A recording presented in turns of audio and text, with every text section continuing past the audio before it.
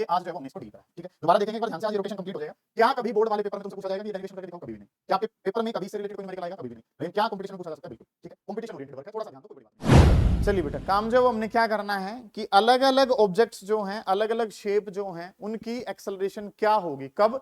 जब उनको एक हाइट से रोल डाउन करवा के कहां भेजा गया है? नीचे की तरफ भेजा गया है। मतलब कि हमारे पास जो है हेडिंग के बारे में अगर हम बात करते हैं तो एक्सेलरेशन ऑफ एन ऑब्जेक्ट, लिखें इस चीज को कि हम जानना चाहते हैं किसके बारे में? एक्सेलरेशन ऑफ एन ऑब्जेक्ट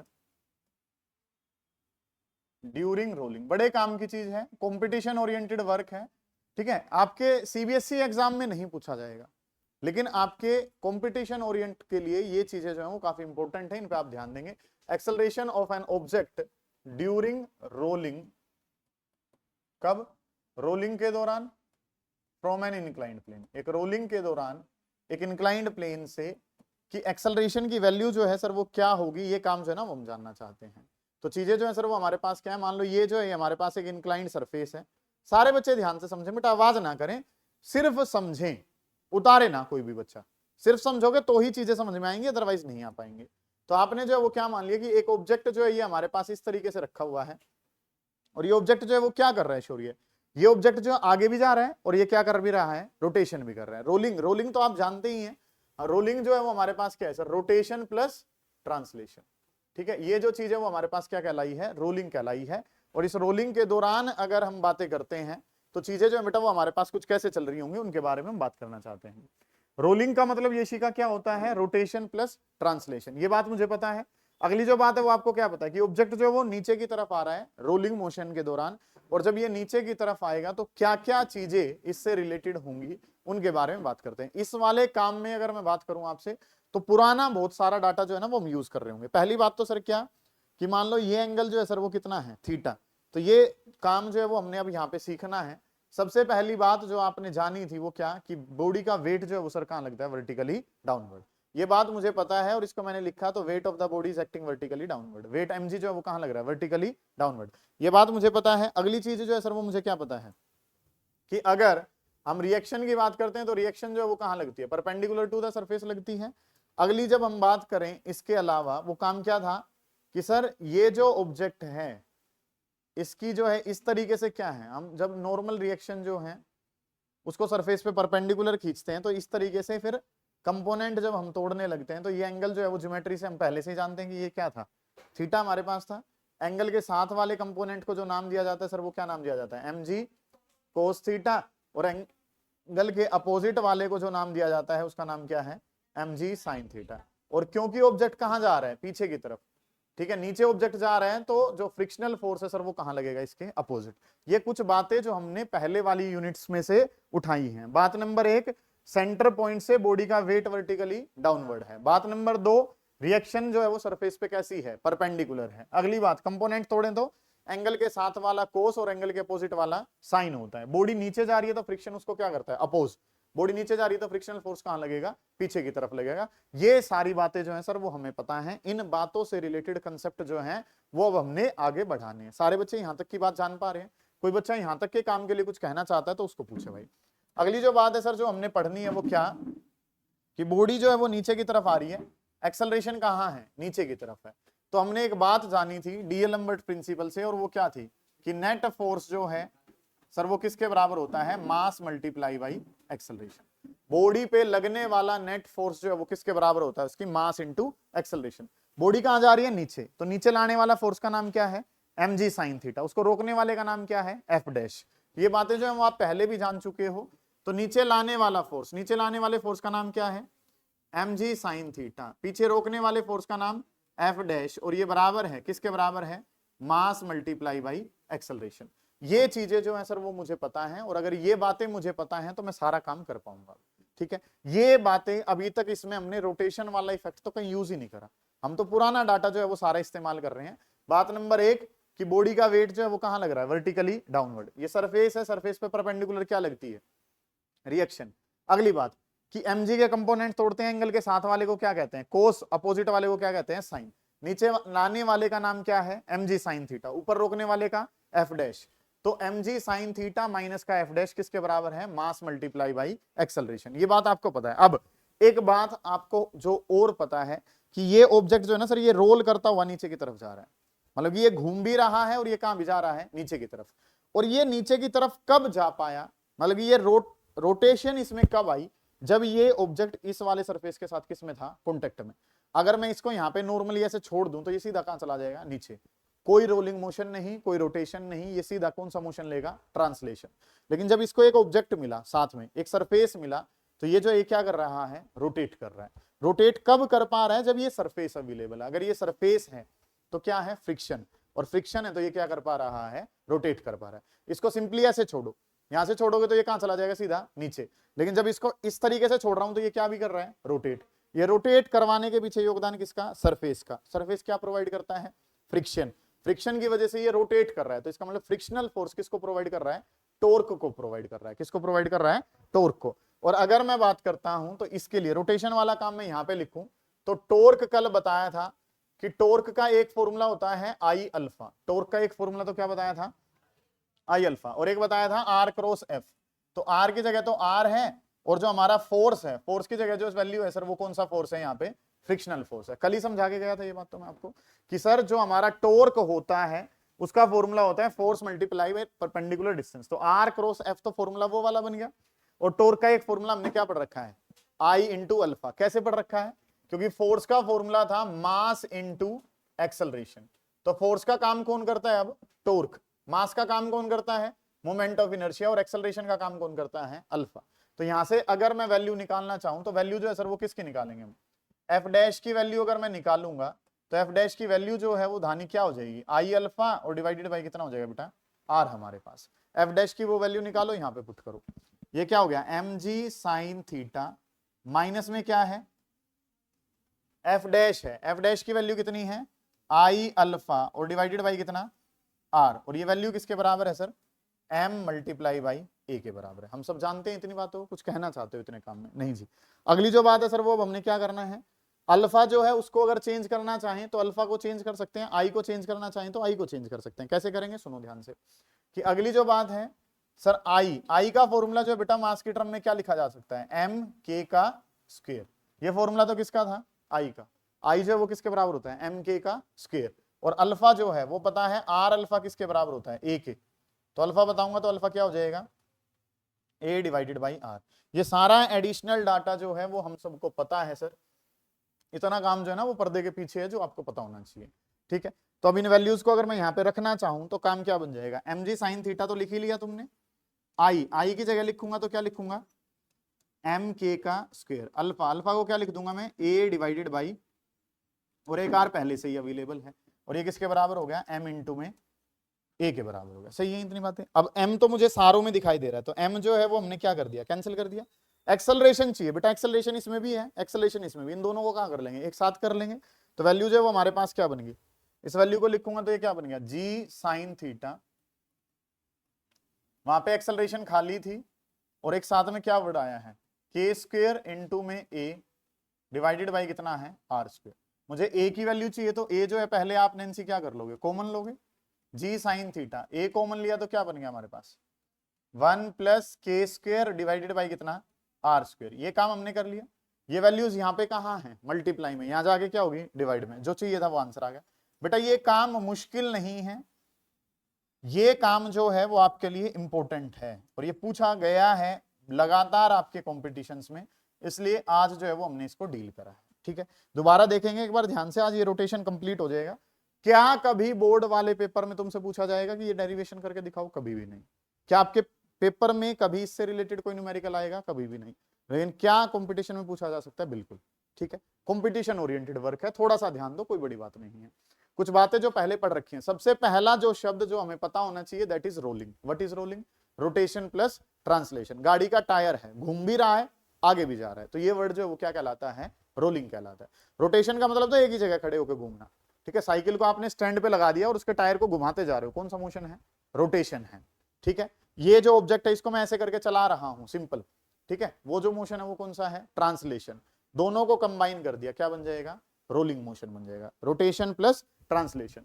तो हमारे पास एक ऑब्जेक्ट था, आपने इसमें क्या करा कि सबसे पहले जो बात हम जानते हैं, ये बात तो रवि आप बचपन से जानते हो, वेट वर्टिकली डाउनवर्ड, कोई बात ही नहीं इस बात में। अगली बात सरफेस पे न्यूमेरिकल जो वो नॉर्मल रिएक्शन जो है वो कहां लगती है, सरफेस पे परपेंडिकुलर। अब कंपोनेंट तोड़ने होते हैं तो एंगल के साथ वाला कोस, अपोजिट वाला साइन। बॉडी कहां जा रही है, नीचे। फ्रिक्शन हमेशा मोशन को क्या करता है, अपोज। बॉडी नीचे जाना चाहती है तो फ्रिक्शन कहां लगेगा, इस तरफ। बॉडी आगे की तरफ जा रही है, एक्सेलरेशन इस तरफ है। हम क्या जानते हैं कि बॉडी पे लगने वाला नेट फोर्स, बॉडी पे लगने वाला नेट फोर्स जो है सर वो किसके बराबर है, मास मल्टीप्लाई बाई एक्सेलरेशन। ये चीज हम जानते हैं।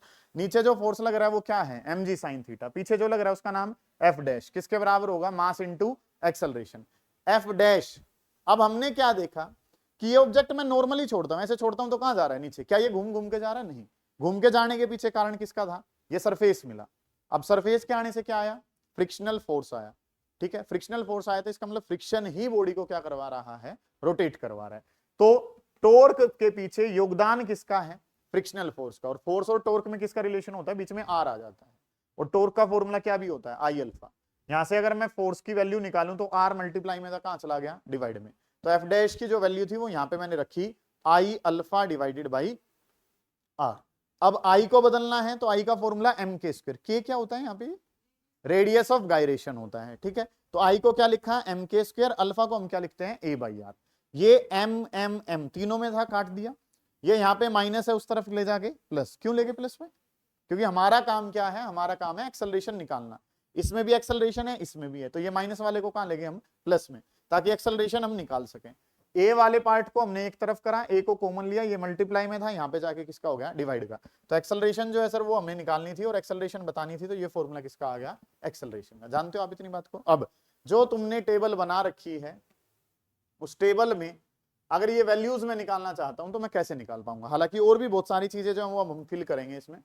यहाँ पे हमने सीरियल नंबर लिख रखा था, ठीक है, यहाँ पे हमने नाम लिखा हुआ था, यहाँ पे मोमेंट ऑफ इनर्शिया, यहाँ पे के स्क्वायर बाई ए स्क्वायर। और सीधी वैल्यू जो है वो हम पुट जो करेंगे वो किसकी करेंगे, एक्सेलरेशन की करेंगे। ठीक है, तुम्हें अभी नहीं उतारना है कुछ भी, तुम बस समझो चीजों को। वर्ड जो है सर, सबसे पहले सीरियल नंबर की अगर मैं बात करता हूं, सबसे पहले जो नाम था बेटा वो क्या लिखा था, रिंग। ठीक है, यहाँ पे नेम ऑफ बॉडी हो गया NOB। NOB का क्या मतलब है, नेम ऑफ बॉडी। रिंग हो गया। रिंग के बारे में अगर मैं बात करता हूं MOI। MOI का क्या मतलब है, मोमेंट ऑफ इनर्शिया। अगली जो बात है वो क्या है, रेशियो ऑफ के स्क्वायर बाई आर स्क्वायर। अगली जो बात है यहाँ पे हम क्या निकालना चाहते हैं, ए निकालना चाहते हैं। सुनो बेटा ध्यान से कि काम जो है वो आपने क्या करना है, रिंग, रिंग का मोमेंट ऑफ इनर्शिया कितना बताया था, MR का स्क्वायर। तो इसका कोएफिशिएंट कितना था, 1। तो यहाँ पे वैल्यू कितनी थी, 1 थी। ठीक है, ये काम हमने करा था, ये वैल्यू 1 थी। तो इसकी बात करूंगा तो ये कितना बन गया, G sin theta divided by 1 plus K square by R square की जगह कितना रखना है, 1 रखना है। तो ये आंसर कितना आ जाएगा, G sin theta divided by 2। Velocity तो हम उस दिन डील कर चुके हैं, तो आज क्यों लिखेंगे, हमें तो आज एक्सेलरेशन वाली बात भरनी है। आप जो है वो ये बात जानते हैं, रिंग, रिंग का मोमेंट ऑफ इनर्शिया कितना, 1 mr का स्क्वायर। कोएफिशिएंट कितना है, 1। ये 1 वैल्यू यहां से उठाई, शोरिया इसमें पुट करी भाई। तो 1 + 1 राजा साहब कितना हो गया, 2। तो आंसर कितना बन गया, G sin theta divided by 2। समझ आ गई ये बात। अगला नाम किसका लिया था, डिस्क। डिस्क के बारे में बात करी थी तो फॉर्मूला कितना था, हाफ mr का स्क्वायर। और यहाँ पे कोएफिशिएंट जो है सर वो कितना था, हाफ था। तो यहाँ पे अगर वैल्यू मैं कितनी रखता हूँ, हाफ, तो ये कितना बनेगा, 3/2। 3/2 का उल्टा करूंगा तो 2/3। तो ये आंसर क्या आ जाएगा, 2/3 of G sin theta. Logical है, ठीक है। ये बात जो है ना वो आपको पता है कि G sin theta divided by 1 plus K square by R square. Next third number जो वो क्या दिया था, होलोस्फीयर। होलोस्फीयर के लिए बात करी थी तो फॉर्मूला क्या था, 2/3 mr का स्क्वायर। तो इसका कोएफिशिएंट कितना है, 2/3 है। तो यहां पे जो वैल्यू रखनी है वो क्या रखनी है, 2/3। एलसीएम लोगे तो 5/3। 5/3 का उल्टा करा दो, 3/5 ऑफ G sin थीटा। आप समझ पा रहे हैं उल्टा क्यों कर रहे हैं हम, ठीक है जी। क्योंकि ये वैल्यू जो है जब इसको सोल्व करेंगे तो आयुष मेरे भाई क्या बनेगा, G sin थीटा अपॉन 5/3। और 5/3 जो है सर इसका कोएफिशिएंट को क्या करना पड़ेगा, उल्टा करना पड़ेगा। समझ पा रहे हो ना आप, ठीक है जी।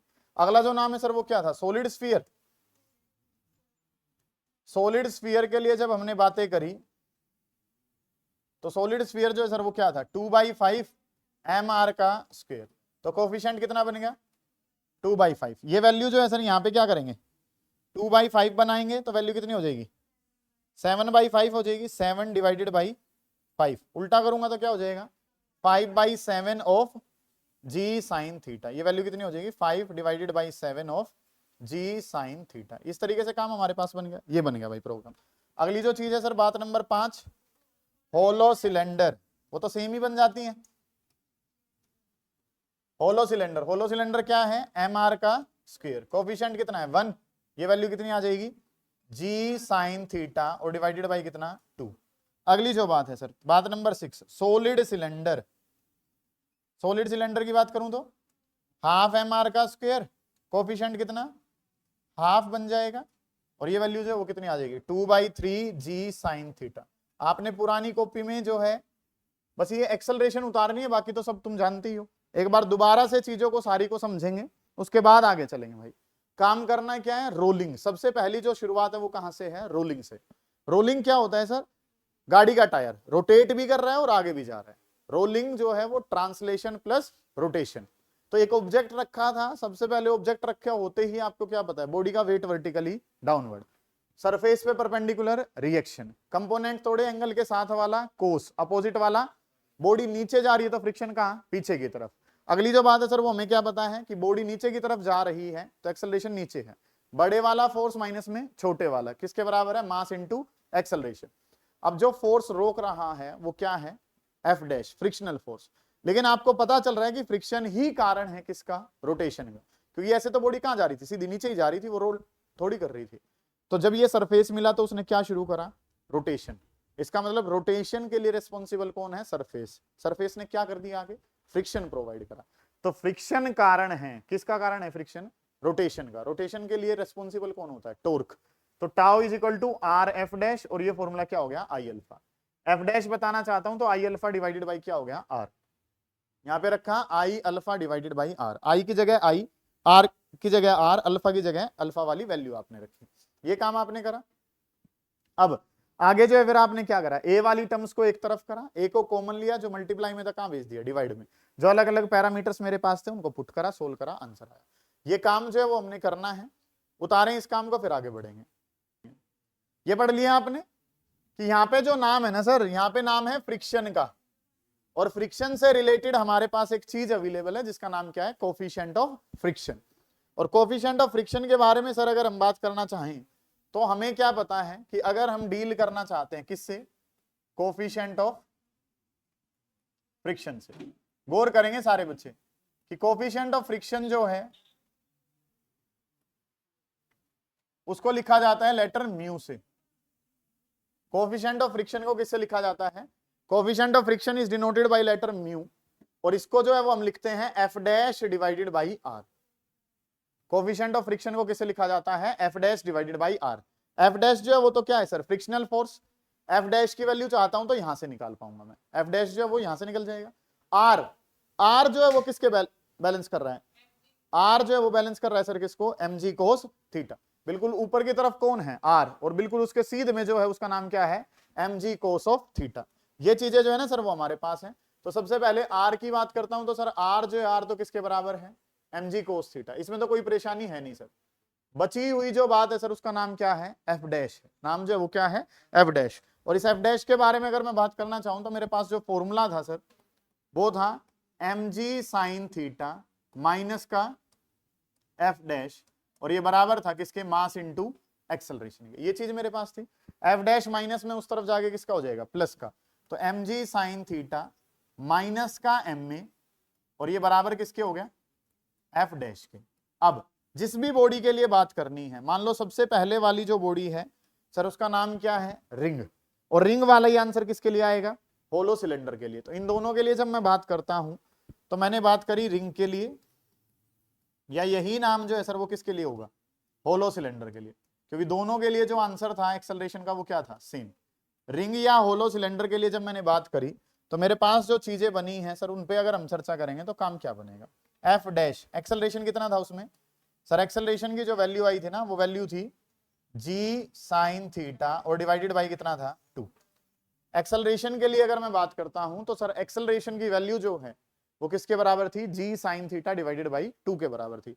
एफ डैश मैं बताना चाहता हूं, एफ डैश निकालेंगे तो काम क्या हो जाएगा, ये क्या है, M G sine theta minus में कितना है एम ए, एक्सेलरेशन की वैल्यू कितनी है sir M G sine theta और डिवाइडेड बाई कितना 2 हमारे पास। इस तरीके से काम है कि एफ डैश बताना चाहता हूं तो M G sine theta minus का एम ए, एक्सेलरेशन की वैल्यू कितनी थी G sine theta by 2, M G sine theta में से M G sine theta by 2 को माइनस करा, एलसीएम लेके माइनस कर दोगे क्या हो जाएगा M G sine theta divided by 2 के बराबर है। ठीक है, समझ आ रही है यहां तक की बात। सर ये जो है वो आपने फॉर्मूला लिखा था, इसमें माइनस के एम ए को कर दिया, एफ डैश को कहां लिया है इस तरफ, तो एफ डैश इसके बराबर है। एक्सेलरेशन किसके लिए रिंग या होलो सिलेंडर के लिए, आंसर कितना था जी साइन थीटा बाई 2 के बराबर था, तो वैल्यू रखी है आपने, इसमें से इसको माइनस करा तो M G sine theta by 2 बना। म्यू, म्यू मैं बताना चाहता हूं सर म्यू किसके बराबर है, म्यू बराबर है F dash divided by R के। एफ डैश कौन है एफ डैश, ये रहा M G sine theta divided by 2, और आर, आर की जगह कितना है M G cos of theta, तो एम जी से एम जी कैंसिल हो गया sir, sine by cos, sine by cos किसके बराबर है टेंजेंट थीटा, और टेंजेंट थीटा डिवाइडेड बाई कितना हो गया 2। ये काम जो है ना वो हमने कर लिया। मानते हैं सारे बच्चे इस बात को, कोई दिक्कत इतने काम में है तो उसको पूछो कि सर म्यू बताना है, म्यू का फॉर्मूला है एफ डैश बाई आर, यहां पे अगर मैं बात करता हूं एम में प्लस में इस तरफ जाके माइनस में, एफ डैश कहां चला जाएगा प्लस में चला जाएगा। अब ए एक्सेलरेशन किसके लिए रिंग या होलो सिलेंडर के लिए एक्सेलरेशन पता थी, वैल्यू में पुट करी एफ डैश आया, आर पता था क्या निकल गया म्यू निकल गया। अब सिमिलर काम किसके लिए करेंगे, सिमिलर काम करेंगे हम डिस्क के लिए, और डिस्क वाला आंसर किससे मैच करता है सॉलिड सिलेंडर से, बहुत बढ़िया। डिस्क वाला आंसर जो है सर वो मैच करता है सॉलिड सिलेंडर से। इनके एक्सेलरेशन की वैल्यू जब मैंने उठाई तो सर एक्सेलरेशन जो है डिस्क वाली एक्सेलरेशन कितनी है 2/3 जी साइन थीटा के बराबर है। चलो जी सुनो ध्यान से कि सर आंसर क्या था M G sine theta minus का एम में, और ये बराबर है किसके बराबर है एफ डैश के, तो यहां पे अगर मैं बात करूंगा तो ये क्या बन गया M G sine theta minus का एम ए, एक्सेलरेशन की जगह वैल्यू कितनी है 2/3 जी साइन थीटा। क्या ये आंसर सबके लिए वैलिड होगा, नहीं सर, किसके लिए वैलिड होगा सिर्फ डिस्क के लिए और किसके लिए सॉलिड सिलेंडर। कैसे, क्योंकि जो एक्सेलरेशन की वैल्यू रख रहे हो ना सर वो सिर्फ किसके लिए वैलिड है डिस्क या सॉलिड सिलेंडर के लिए। पिछले वाले में एक्सेलरेशन कुछ और थी, अब जो एक्सेलरेशन है वो कुछ और है, तो ये वैल्यू अगर आप सोल्व करोगे तो बेटा ये कितना बन जाएगा M G sine theta minus का 2/3 एम जी साइन थीटा, और ये बराबर जो है वो किसके है एफ डैश के।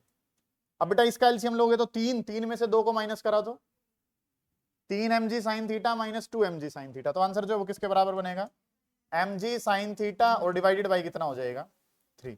ये काम जो वो क्या आ गया एफ डैश आ गया। दोबारा क्या चाहते हो म्यू, इसका कोफिशिएंट ऑफ फ्रिक्शन बताना चाहते हैं सर, म्यू बताएंगे तो आंसर क्या हो जाएगा बेटा F dash divided by R. F dash कितना है M G sine theta divided by 3, R, R की जगह क्या है M G cos of theta, M G से एम जी कैंसिल हो जाएगा, साइन बाई कोस क्या होता है 10, तो टेंजेंट थीटा और डिवाइडेड बाई कितना हो गया 3।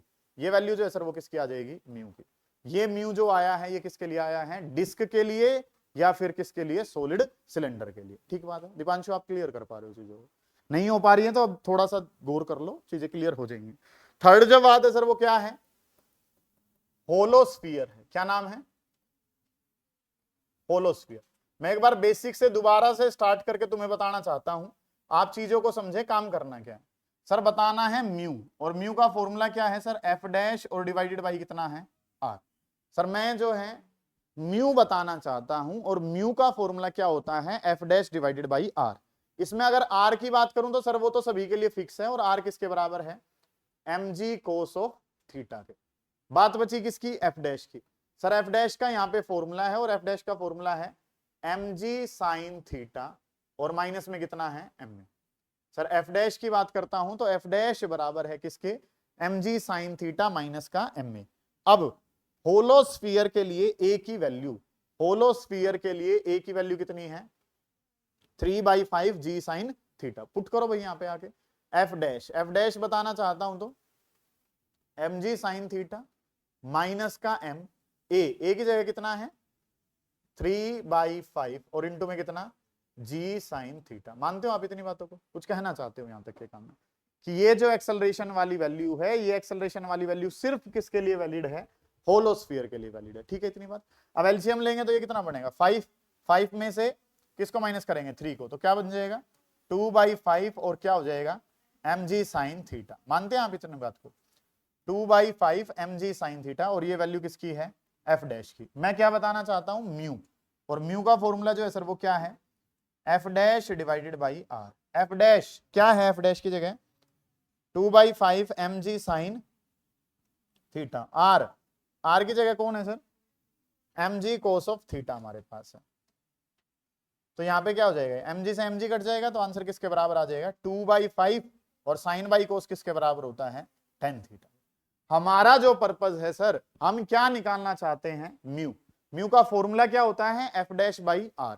आर फिक्स है, किसके बराबर है, mg cos थीटा के। एफ डैश उसका फॉर्मूला अलग अलग है। ए की वैल्यू इस वैल्यू के लिए लाके रखी आपने, वैल्यू को पुट करा, क्या आया, एफ डैश पता है तो क्या निकल गया, म्यू। सेम काम एक बार लास्ट पे ध्यान देंगे सारे बच्चे, और वो जो वर्ड है सर वो हमारे पास क्या है, सॉलिड स्फीयर है। अब सॉलिड स्फीयर के लिए हम जो करना चाहते हैं वो निकी क्या, म्यू की वैल्यू, और म्यू जो है बेटा वो किसके बराबर होता है, F dash divided by R. कि सर म्यू जो है, म्यू किसके बराबर है, एफ डैश बाई आर के बराबर है। मेरा पर्पज क्या है, आर पता होना चाहिए। आर जो है सर वो सबके लिए कॉमन था, और आर की वैल्यू कितनी थी, आर की वैल्यू थी mg cos ऑफ थीटा। ये वैल्यू जो है वो आर की है। एफ डैश बताना चाहता हूं, तो एफ डैश का जो फॉर्मूला है, एफ डैश कितना है, mg sin थीटा, और माइनस में कितना है, m इंटू ए। अब ए की वैल्यू हमें चाहिए, ए की वैल्यू कहां से आएगी, टेबल से, कि सॉलिड स्फीयर के लिए टेबल से जो वैल्यू थी सर, टेबल से जो वैल्यू थी सॉलिड स्फीयर की वो कितनी थी, 5/7 g sin थीटा। रखो जी, ये कितना हो गया, mg sin थीटा, माइनस का कितना हो गया, ए की जगह कितना है, 5/7 ऑफ g sin थीटा। ये 7 है, ये 5 है, ये एलसीएम लेंगे तो 7 जाएगा, 7 में से 5 को माइनस करूंगा तो 2/7 ऑफ mg sin थीटा। ये वैल्यू जो है वो हमें पता चली, और ये वैल्यू जो है सर वो किसकी है, एफ डैश की। एफ डैश पता चल गया। अब काम जो है वो आपने क्या करना है, म्यू बताना है। म्यू किसके बराबर है, एफ डैश कितना है, एफ डैश की जगह 2/7 mg sin theta divided by R. R की जगह कौन है, mg cos ऑफ थीटा। ये काम बन गया, mg से सर mg कट गया, आंसर क्या आ गया 2/7 ऑफ साइन बाई कोस किसके बराबर होता है, tan थीटा। ये पता चल गया आपको। ये चीजें जो है सर वो हमने करनी है। आज जो काम करवाया बड़ा बेसिक सा है। पहले आपने एक्सेलरेशन का फॉर्मूला जाना, बड़ा इंपॉर्टेंट काम है। एक्सेलरेशन का फॉर्मूला पता चला तो अलग अलग जो हमारे पास बॉडी है, अलग अलग जो ऑब्जेक्ट है, उसके लिए आपने क्या निकाल ली, एक्सेलरेशन। एक्सेलरेशन पता चली तो फिर हमने क्या निकाल दिया, कोफिशिएंट ऑफ फ्रिक्शन। क्योंकि आर हर केस में पता है, एफ डैश पता कर लेंगे, डिवाइड करेंगे, आंसर आपके पास आ जाएगा। यहाँ पे रोटेशन जो है वो हमारा कंप्लीट होता है। कल से नई यूनिट हम शुरू करेंगे, वो आपने धीरे धीरे जो है वो सारा का सारा काम घर जाके पढ़ना जरूर है। समझ पा रहे हो आप इस बात को, इस काम को उतार लेंगे फिर आगे बढ़ेंगे भाई।